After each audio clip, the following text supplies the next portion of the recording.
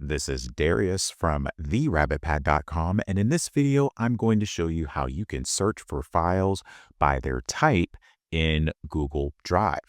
Let's suppose I'm on my home screen or the My Drive section of Google Drive, and I want to search for a file.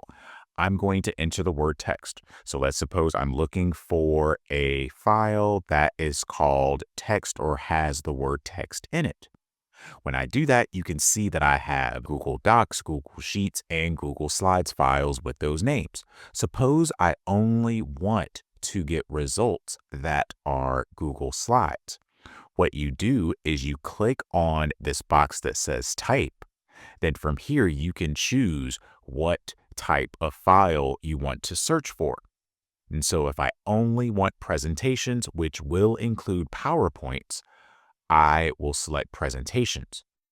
When you do that, only files that are presentations will appear. And you can set this search parameter before you enter the search term up here or after you enter that search term. So this video shows you how to search for files in Google Drive by their file type. If you found this video helpful, please click that like button and subscribe to this channel to view more helpful videos in the future. Also, please be sure to visit my website at therabbitpad.com.